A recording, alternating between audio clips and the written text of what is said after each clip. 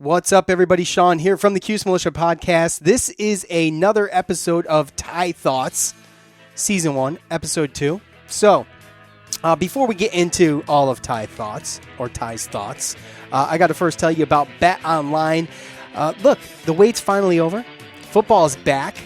It'll start Thursday for the NFL and officially rolling into Syracuse football this Saturday at noon. I'm excited. I hope you're excited. Now, you might not be able to get to a game this year, but you can still get in all the action online with Bet Online. Bet Online is going the extra mile to make sure you can get on everything imaginable this season, from game spread and totals to team player and coaching props. Bet Online gives you more options to wager than any place online. You can get on their season open bonuses today and start off wagering on win, division, and championship futures now. Head to betonline.ag today to take advantage of all of the great sign-up bonuses over there at betonline.ag, your online sportsbook experts. Thank you, BetOnline. Now, look, some of you may have a problem. Maybe you got a hairy back. Maybe you need to, clean up the chest a little bit, or down below the belt, whatever the case may be. Look, we got you covered. Manscaped. The Lawnmower 3.0 is a premium electric trimmer that is designed to give you a confidence boost through body image. The ceramic blade and skin-safe technology are designed to reduce nicks and tugs on the fellas down below. You know what I'm saying. Look, I don't got to be too descriptive here. The Lawnmower 3.0 is also waterproof. It comes with LED light, so you can manscape in the shower in the dark, or in the dark in the shower. Whatever floats your boat, folks. That's it.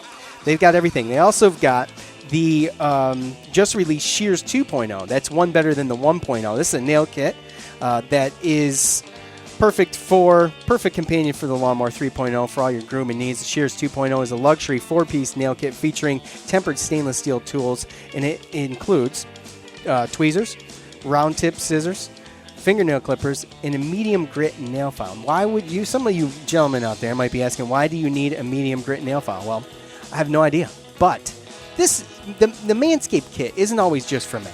Look, your old lady can use this. Okay, I say old lady? I don't know if I can say old lady. But, look, your girl can use this in whatever. Or if you're a girl listening, you're like, you know what?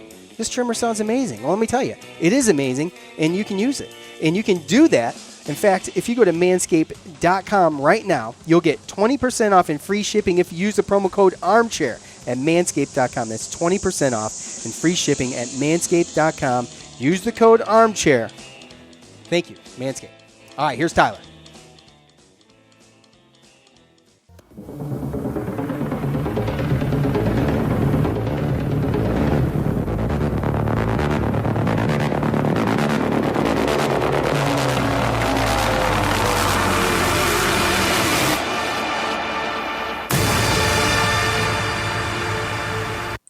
All right, what's up? It is Tyler Morona, and this is another edition of the Morona Power Hour, or Tie Thoughts, and we're still workshopping all of this too. So if you have names for this hour, I would love to hear from you. Quickly, let's get to thanking Sean and Joe again for letting me run this on the Syracuse Militia feed. I kind of have this vision for them that Syracuse Militia, they've done such a good job at building a brand that maybe down the road there's more people like me, so that there's the Sean and Joe, there's personalities there. There's Tyler that knows football, played football for Syracuse, wants to contribute. There's I'm watching the Nuggets game right now. There's Jeremy Grant comes on and talks about basketball for 20 minutes or 30 minutes.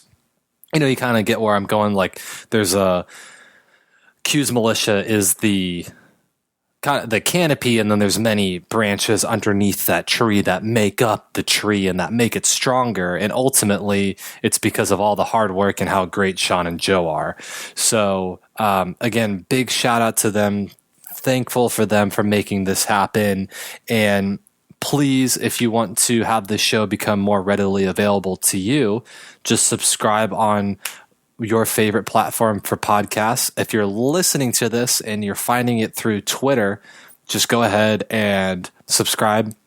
If you are finding this on your podcast feed, then follow at Q's Militia and at Tyler Morona to be updated with the feed to go that way. And then any and all things that have been talked about on this show will definitely come up on my Twitter account as well. I have a lot that will be asked of the listener to contribute today as well. So I wanted to do a quick Tales from the Tyler, which is me just talking about my experience with real quick about the Trademark podcast and kind of what happened to that, because I had a couple people make mention to me that, it's great that you're doing a show on another feed and just to be able to get back out there again. And even my mom and I talked about this, and my fiance and I talked a little bit about this as well, that I think that I'm putting out a better product because I'm happier in life. And to me, honestly, I thought that when I started the Trademark podcast that I was going to hit a home run and I was going to skyrocket to the top of my field, just like I did in football, that I got to the D1 Power 5 level, and that I was just going to be the talk of the town and people were going to be lining up to acquire me. And I just didn't feel the sense of accomplishment from the show, because I don't think that even though that there was steady growth, that there was enough growth, and that I wasn't exactly the superstar that I was right away. And to me, it really affected me so much so that I was working on, so before I took the first hiatus from the Trademark podcast, and I just kind of wanted to see, okay, what are my strengths? What are my weaknesses? And my strength is that I work really hard and I'm super devoted. And I even thought that when I was a little kid that I had so much determination, and I was 6'4", that I could possibly play any professional sport that I wanted, just depending on which one I liked the most at that time. I thought I was in Deion Sanders and Bo Jackson territory. Like the cream of the crop. But really what I just had the focus to be able to get there and kind of see the end destination and hopefully make it. So I tried to take that same tool out of my toolbox and apply that to podcasting. And what it ended up happening was I was spending more time working on that during the day, trying to book guests and if such and such guest has to, record at 3 and I'm still on work, how am I going to be able to do this? And it was taking away from my life, and it wasn't making me happy at the end of the day. And I was super frustrated, and I was considering myself a failure because I didn't have the ability to turn in something that was getting thousands upon thousands upon thousands, or millions of listeners. And what that comes down to for me is that I was comparing myself with the top, the first class, the millionaires in this game with Tyler Morona, and how unfair that was to me. And being in this situation really wrangles me in to kind of just say, hey, I'm getting my thoughts out there under somebody else's show because they're so cool and I love them so much that they're willing to help me out with this. It's like, this is perfect for me. And I even wrote down notes. That's how fired up I am to be able to do this. And I'm actually doing a better job, I think, at collecting ideas to be able to talk about on the show. So for me, and originally with the Trademark podcast, I guess we'll open up with Ty thoughts today. And the opening segment will be this: is that failure is not always failure. I think is kind of like beauty; it's in the eye of the beholder. I consider myself to have failed when I was doing my podcast the first and second time after those hiatuses, Trademark, Syracuse Football Digital Radio Show 1.0, and then just the Trademark podcast, Syracuse Football.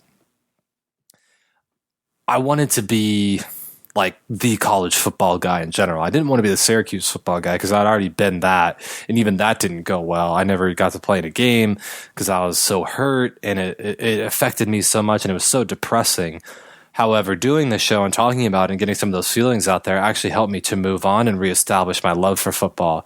And I realize now that beyond faith and family, football is the number one thing that I like because it includes those two things for me, and my faith and family, they come alive when I'm around football. And I know that so many people feel so connected to the game because they feel that family, they feel that love and that connection. So I'm very grateful for the podcast for that reason. And so if you're listening to this and you think, well, then how is the podcast a failure? If you found that and you found that you wanted to coach, and ultimately it landed me a college football coaching job. Granted, it was a unpaid position, and that ultimately led to me now getting a paying high school position, and it's what I want. So you're right. If you're thinking, how is the show a failure? Well, it was a failure to me because it was my eyes and my ears and my heart and my brain. Ultimately, I'm getting better. I'm gonna clean this up. My brain and my heart were telling me conflicting things. Is that my heart was telling me I was doing better and that I was getting through and working through that depression of not being able to play football anymore. But my brain was telling me, it's like, okay, well, this is the amount of people that are listening to it. And comparing myself to people that have multiple millions of listeners every day is like me comparing myself being like, well, what if I was a walk-on and started as a true freshman and then became All-American? Like, it's just unreal. Like, that's false. It's just expecting a false fact to become true. And so there was a little insanity in there. So before I lose track of what I'm saying, I want to encourage people this week, are you the listener, to think about failure is not objectivity, it's subjectivity. In that for me, now that I'm in this coaching position, I feel that subjectivity coming back up. Because in football, I can see as a coach how defined right and wrong is. And so much lives in between those two things. And so for me, I need to understand that it all depends on the lens you're looking through to determine what's right and wrong in a certain situation. If we give up a touchdown because the safety wasn't in the right spot, that's just a bad play. But I don't think the kid's a failure, because the failure comes from when we just accept that nothing good happened on that play. Like if the defensive lineman beats the offensive tackle and hits the quarterback but just didn't get there in time, I would say that the defensive lineman was successful. But the safety blew his job, so the defense in and of itself is not a failure. If you get where I'm going here, and if you get it, then maybe I can end this segment early. All right, so if the safety's out of place but the defensive lineman is in the right spot, then there's not a failure as a defense. There's just a bad positioning by a certain player. We just had bad positioning, but the play wasn't a failure. There's always something to be learned. Now, I don't know what everybody's trying to learn in this season right now, but I do know what I'm learning, and that's tough times don't last, but tough people do. My fiance's out in Houston, and she came to visit me this weekend, and I hope that everybody spent a great Labor Day. And if you're listening to this on the ride in to work or the ride home, I hope that everybody was responsible this weekend and had a great time. And hopefully work is coming back and that the labor is not too great mentally for everybody, because football's back. And I'm learning that maybe Navy lost one too many players from last year. But I really do like the BYU quarterback as well. So that's that. I did want to make a quick note on recruiting as well, and what's going on with the Syracuse football recruiting. But I really want to hammer home the point that if we're all striving to avoid failure, then I think that we're looking at everything a little bit incorrectly.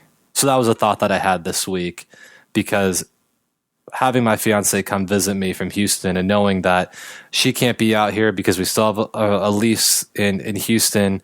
And originally the plan was for her to hopefully go back into the office to request demand a trade, but request a transfer and hopefully say goodbye to her coworkers in person. I knew that there was going to be some time where I was out here from the 4th of July on, and she would probably be in Houston until November. And I can look at it and say, well, I don't have, thousands upon thousands of dollars in my pocket to break a lease and buy out our agreement. I can think that that's a failure.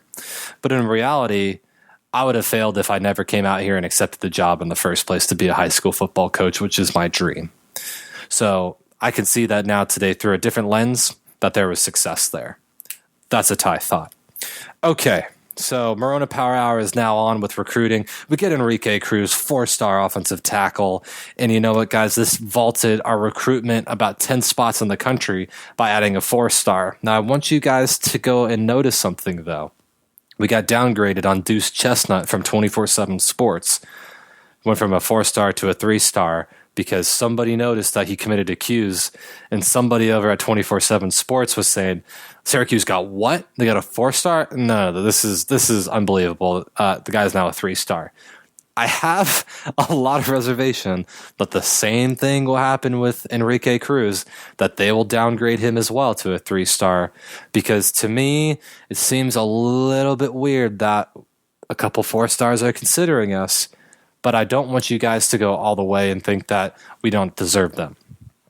So, Enrique Cruz could be a project, or he could be ready to go. Here's the two scenarios for this guy. This guy's either a project because his body never comes into form, or he's in the position that was asked of Kendall Moore originally. You're going to come in as a tight end, you're going to grow, and then you're going to be coming off as a tackle, then you're going to be all-world. Enrique Cruz is actually further along from that transition from being a tight end to a tackle. Listed at 6'6", 260, might seem on the light side, which to me says maybe he's about 251, 253 on actual body weight, but program weight is the weight that we're at. So in today's day and age, 6'6", 290, not a crazy body type to have as an offensive tackle, especially as you look through the depth chart and you see that there's a couple of interesting notes on there, like Aaron Service is done after this year. But we have Bergeron on the other side. So having Bergeron on the other side means to me that we got a mainstay over there. We've got a lot of offensive linemen coming in this class, and we're doing our best to restock the cupboards. And hopefully what we see here is that as Enrique progresses through this year and gets ready to matriculate into Syracuse, that since he's already 6'6", 260, and he's played his high school career at left tackle, that we don't have to bring him in and do that kind of conversion project, that his high school already saw him as that project, and we're getting a guy that's further into that development period. And for me, turning 19 years old was really the linchpin on me adding 30 pounds. I just needed to grow into a man. And if you can become a man at 19, just like Bergeron became a man, now we got two guys that are going to start many games together. And we hope that guys like Carlos Vettorello, a guy like Darius Tisdale, can give us 2 years so that when we have guys that are multiple years in, they can support a guy that's new. I'm not saying Enrique's got to come in and start as a freshman. I'm just saying that that's the ability for him to, that's the case for him to have the ability to come in and actually be an impact guy right away. Whereas with Deuce, I think that he's a good football player. He's a very good high school football player, and I think that he translates well. But I don't quite see that mega upside. And that's what people get really hamstrung by when looking at recruiting. And I'm not going to go there, but I'm going to say it. If you're not a pro evaluator and that's not your job, then there's a lot of things that could be missed along the way. And for Deuce Chestnut, maybe he was the number one corner in New Jersey, but that also doesn't mean that he has to be a 4-star as well. Like those things don't have to be mutually exclusive, because he's going to have to do a lot to play at that, upper crust ACC level and be a and this is Deuce I'm talking about here, to be a multi-year contributor and then also potentially an all ACC guy. But you hope that when you get a 4-star prospect or higher, that's their ceiling. I just don't want anybody to think that these two are going to be like the two that we remember that Coach Babers hangs his hat on and says, these were the guys that really did it. Because I just don't think that's the case. I think that they're just going to be very good contributors, and hopefully they're multi-year starters. And that's all 4- and 5-star guys come down to, is how many years. If you remove a star, that's how many years that the evaluators think that they're going to play. So if it's a 5-star guy, remove a star, they think that they'll play all 4 years starting. If they're a 4, think they're going to be a 3-year, and so on and so forth. 3-star guy, 2-year starter. Boom. There we go. Okay. So, but then you get the guys that come out and, there's an Andre Sisco and he plays like a 5-star. I also think that Malcolm Falk is going to play like a 4-star in our scheme. So again, these things aren't mutually exclusive. Joe and I really like to talk that when I come on and go on there. But the big thing is like, I don't know how these recruiting calculators work. Because if we get one commitment and we go up 10 spots in the team rankings in the country, I feel like that's kind of like a broken system. I don't know about you guys, and I don't think any of this makes sense. Now, I know these guys, and all they are is journalists. I don't want to shit on them. And sorry, Sean, family show. But there's not a whole lot of principle. And they go with, hey, I've been doing this a long time. But it's like, be careful how much credence you put into all these stars too. And I know that everybody's thinking that because, well, Clemson gets a lot of good recruits and they're also really good. I can make that comparison too. But for Syracuse, the progress of the program is never going to be in what's going on with the X's and O's, because I already think that we've had great X's and O's coaches. I mean, Coach Schaefer is not a bad X's and O's coach.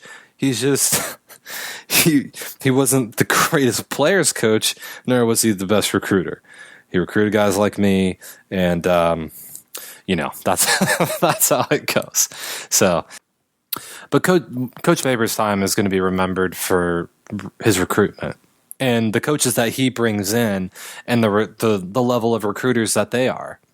And what this led me to was, I was wondering, I have a sliding scale, but I wanted to talk best coach in America. Sorry, not best coach in America, best job in America. What's the best job in America today? So there's a sliding scale on this. It's what is, and after best job in America, we'll go back and talk about the depth chart being released for Syracuse. So I real quick, I just wanted to go through this and look at the schools and kind of talk about what the best job in America is right now. And I have two that I kind of have my eye on, because it's to me, it's where you live, how much you make, and what the expectations are on you. Now, Coach Mike Leach, head coach of Mississippi State, would say that a junior college head coach in California is actually the best job in America, because you can coach the team, and you get to be like the pottery class guy, and you can be the golf PE coach, and that could be your day job, and then you get to coach in the afternoon. Which, hey, that's great, but they're making like $150K. They're not making $100 million contract, or even a $20 million contract, which I think that they're handing out at TCU. They're a private school, so they can get away with a little, under the table stuff, a little wink wink stuff. But I know that the Cal Golden Bears, they're paying. So I look through the line here and I go, okay, I've got my eye on TCU and I got my eye on Cal, the Cal Golden Bears. Why? Because, okay, if Cal represents the North, the Pac-12 North, and then let's say they go play Utah in the conference final. If they get waxed in the conference final, I don't think the boosters from Cal are going to say, you just lost your shot at the college football playoff. I think they're going, that was a miracle season. Thank you. And if you win 7 games, or if you win 8 games, that'll buy you another year. That'll keep buying you, even more years. You get to live in Northern California. You get to make a lot of money. Recruiting from like an A to an F, F being the hardest, it's probably about a C. So that's not too bad. And then you think on the flip side with TCU, you can get anybody in there. They routinely recruit well. They always go in the 6 to 9 win range. One year they had a Cinderella story and they won the Sugar Bowl, or maybe it was the Fiesta Bowl, and they did great. But that's not the norm for them. Their coaches get rewarded for having a year like that and making the boosters happy. So, and they're paying, and they're living in Fort Worth, making a ton of money. So, because then if you look like, okay, well, Tyler, what about Texas? There's a lot of pressure at Texas. If you win 6 games at Texas, you're Charlie Strong. You're out of there. If you're at USC and you're doing the same thing, Coach Clay Helton, they were like trying to fire him while he was coaching a game. I mean, Lane Kiffin style. Like they left Lane Kiffin on the tarmac at the airport wouldn't even let him board the charter with the team. They left him wherever they were. So it's like, I'm not trying to make a little bit more money and live in LA and also get left on the tarmac. You feel me? You see where I'm going here? I'm not trying to lose to Oklahoma every year at Texas and then all of a sudden be told that I'm a bad guy because I can't win the shootout. Not me. Because like at TCU, all you really got to do is you got to beat Kansas State, you got to beat Kansas, you got to beat Baylor and Iowa State. That's pretty much it. You can throw in a West Virginia in there too, but you can have a stinker against Texas Tech. You can have a stinker against Iowa State maybe if you win all the other games, and then all you got to do is schedule cupcakes in the offseason. It's like, I mean, the paychecks write themselves. Now, obviously, for me, you want to have a higher actuality or a higher self-worth, a higher nirvana or bliss level. But we all don't get to do that. So I'm thinking Cal Golden Bears and TCU Horned Frogs. I mean, these are like home runs, but I want to hear from you. So go through the list, think about, so to me, reply to me on Twitter or write me a tweet at Tyler Morona. Tell me what you think the best job in America is. Because to me, I go starting off Big Ten, out of here. SEC, out of here. Conference USA, not Power 5. Sun Belt, not Power 5. FBS Independence, out of here. Don't want any of those. Don't want any of the academies. Salute to all of our soldiers, but thank you for all that you do. Can't coach at an academy. It's just, I mean, that'll drain you because recruiting has got to be so hard. And then I look at like, okay, what about the Miami Hurricanes? Like that would be my dream job. And I'm a Miami guy, and we'll get more into that later as well during the NBA 5 minutes. But like they fired coaches. They fired plenty of coaches. They fired the coach to offer me a scholarship like 2 days later because they were thinking about offering me a scholarship. You know what I mean? So there's too much pressure. I'll never go to a cold place like Notre Dame. And even then, Notre Dame has expectations and they get like embarrassed. And you know what I mean? San Diego State, that's probably the correct answer. But I think for an extra like $4 million a year, because I think San Diego State's only paying their head man probably less than $1 million, which will definitely get it done. $900K in San Diego will get it done. But if you want to go for the prize and get like that, that sweet deal, and you think you can pull off 7-5 every year and make it to the Cheez-It Bowl, I think you got to roll with the Cal Golden Bears. I'm really kind of getting sold on this one. And you could sell me on TCU as well that it's the best job in America. Vanderbilt, you think Nashville, high academics, I can sell this. No, you can't. Nobody's ever been able to. Nick Saban rolls in there every year and they win by 60. That's not a good job. That's being a doormat. That's what that is. I mean, Illinois Fighting Illini, they have a former Super Bowl appearing coach, Lovie Smith, in there, and he's going 6-6. You're trying to tell me that's a good school? Like, you guys see what I'm saying? I'm landing on TCU and the Cal Golden Bears, and at that, you can really talk me into it either way. So I want to hear. I think UVA might not be a bad job either, but I just don't know, like, if I actually want that job because I just hate their guts so much. So that was best job in America. Also, just tweet me what the best job in America is flat out. If you think that the best job in America is being the guy that comes up with the name for Degree Men's Deodorant, let me know. I'm willing to go there. Let me know. So I promised the Syracuse depth chart, so we're going to go through it a little bit here. Quarterback, Tommy DeVito, sounds great. That's the Q's Presidente right there. Brick by brick, Tommy DeVito.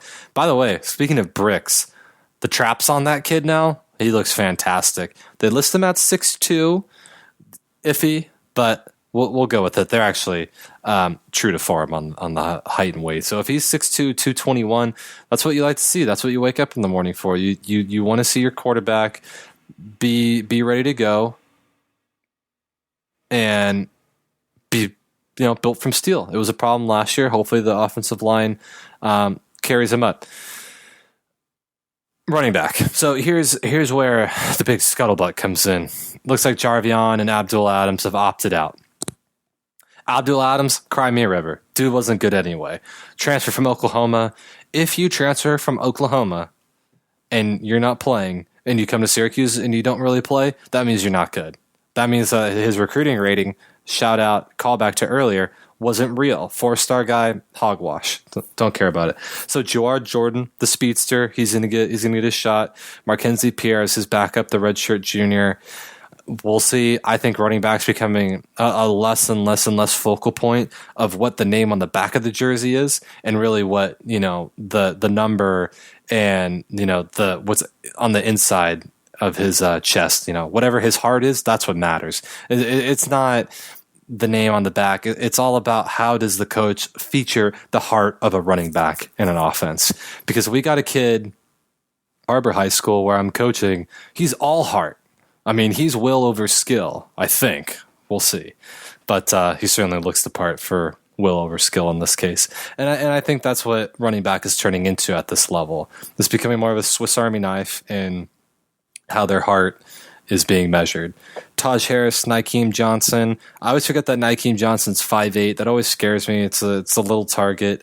I like Taj because he came out and said that he was just, he was frustrated last year and that he's going to clean it up. I trust him. And then Anthony Quealy is the last guy rounding out the wide receivers in our 3-wide set for base. Aaron Hackett, I really like him. Almost said Aaron Benson, because who wouldn't want to be named after number 89? Took a handoff for a touchdown last year, did Aaron Hackett. So I really like where our tight end room is going. And it's getting even better and better and better. As the tight end starts to slip away from college football, I like that Syracuse is trying to invent a new version of that, trying to get a thicker possession receiver to be a tight end. And Luke Benson can run, man. Just go back and watch that long run for a catch last year when he ran it, and you'll know. That's receiver speed right there. Aaron Service, Chris Elmore at left guard. So Chris Elmore, I just really want to kind of point out where the coaching staff was wrong. I'm just going to say his name one more time. Chris Elmore. Dude's an offensive lineman. If you can't get behind that, and I don't get why college coaches do like this whole well, we missed on a guy, but we still got to force this peg, the square peg into a round hole. It's like, or not, just play the guy where he's going to be the best and most effective. Like, keep your job, win games. Play Chris Elmore offensive line. He's not a tight end. He's not a fullback. He's not a running back. And if you can't play on offensive line or defensive line, then you just don't play him. So if he is able to beat out Pat Davis, who's a senior left guard, or now the swing guard, because Tisdale's starting at right guard, then maybe we finally found something that was always there. Okay. DN, Josh Black, McKinley Williams on the inside, and then Kingsley Jonathan rounding out the group for the 3-man front. Not much to say there. All three of these guys are returning familiar names, and I like the upside with the potential Cody Roscoe nickel. When we go to a 4-man front, Cody Roscoe can come in and be that traditional defensive end. Josh Black kicks in and becomes a 3 technique. And then we have multiple pass rushers all at the same time out there. I think that's a very scary look. And then that's 4 seniors on the field at the same time. You love your chances when you can line up 4 seniors against their 4 to create matchups. Michael Jones, Jeff Canton-Arku. We'll see at middle linebacker. Stephon Thompson, we'll see at strong side linebacker. Garrett Williams at corner. Eric Coley at the Bandit. Andre Sisco at the Rover. Trill Williams at free. And Afatu Melifonwu on the other corner. So Andre Sisco at Rover tells me that this is really our 4th linebacker, and that our Bandit is going to be so our strong safety is going to be Eric Coley, and our free safety is Trill Williams. I think that this is a no-brainer. I think that this all works out really well. And I also like the fact that we have some depth here. This is the first time I felt good about a college secondary in a really long time.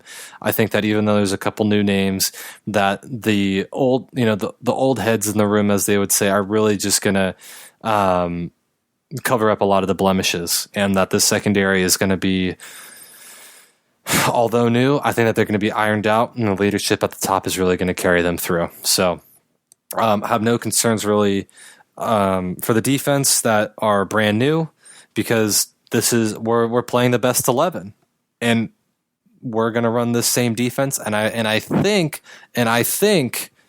that it's going to work really well, because I really like the looks that we're getting for our team, and I with the way that the league is starting to pass so much now, it's going to play right into our hands.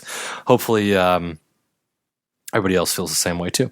All right, one more time, real quick. Let's hear from the title sponsor for the Cuse Militia podcast, Ty Thoughts and Armchair Media. That is Bet Online. The wait is finally over. Football is back. As we mentioned, the NFL starts on Thursday, and we are full force for Orange football this Saturday at noon against UNC. So you might not be able to go to a game this year, but you can still get in on all of the action at betonline.ag. BetOnline is going the extra mile to make sure you can get in on everything imaginable this season, from game spreads and totals to team, player, and coaching props. BetOnline gives you more options to wager than any place online. You can get in on their season opening bonuses today and start wagering on win division and championship futures now. Head to betonline.ag today and take advantage of all the great sign-up bonuses. BetOnline, your online sportsbook experts. Thank you, BetOnline. Now, here is Tyler with the NBA 5. So, lastly, let's see where we're at time-wise. Oh, perfect. This is perfect. Okay, so the NBA 5 minutes. Just going to get into this real quickly. Laker fan growing up, being from LA. Lakers trade my favorite player of all time, Shaq, to the Heat. I became a Lakers resenter and a Heat representer. I wouldn't even say a Heat fan, because I went to the Heat versus the Lakers at Lakers on like Christmas Day, or maybe it was some sort of holiday that I got the tickets for from my mom, and I went as a Heat representer. And then when the Lakers won and I saw the crowd go crazy in my hometown, I said, you know what, I'm actually a Lakers fan, but the Heat are definitely going to be my like secondary team or my fallback team. So I wanted to pose this because I'm very curious about what everybody thinks. With what are like the parameters and the boundaries of having a fallback team? Now, is it like, does it have to be out of division, or does it have to be out of conference? Like with me, the Chargers are my second favorite team, or my fallback team behind the Cowboys, and I like that because the Chargers are not only not in the NFC, they're in the AFC, but they're in the AFC West. So when I watch them, I actually get to view an entirely different brand of football on the different side of the country. And also when they play those interdivision games, it's AFC all the way around. Whereas with the Cowboys, they're in the NFC and in the NFC East. So rarely is there crossover between the Chargers and the Cowboys. So you see what I'm going at? So with me, I want to be quick to pull out the picture of me in the Miami Heat jersey standing in South Beach and say, oh, I knew it all along if the Heat take the entire thing.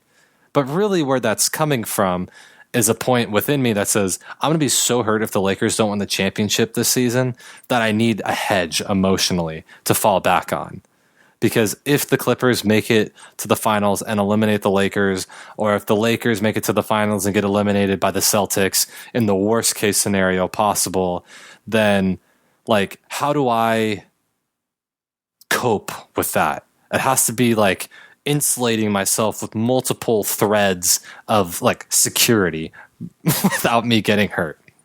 So I want to know kind of a fair or foul. What are the rules on having a secondary team or a fallback team? Because I'm almost in on the Heat. I'm a Miami guy. I've gone to South Beach a few times. I was even close to going there for school and being a Hurricane. So, like, how quickly can I jump on this bandwagon if the Lakers lose? There's no situation in which they lose against Houston. They lost game 1. They did that against Portland as well. And I really still do think in my heart of hearts that the true finals is going to be a Lakers versus Clippers Whoever wins that wins the whole thing because the Bucks are toast. That was the only thing I was concerned about. Now that's not even a problem. So if the Heat make it and they play against the Lakers, it's a can't lose situation for me. But let's say the Lakers get eliminated and then they play the Rockets, like the Heat versus the Rockets. How quickly can I go and say, oh yeah, I knew this all along. I was a Heat fan. Here's a picture of me at like 17 years old standing in Miami with the Heat jersey on like an a-hole. Like how out of bounds is that?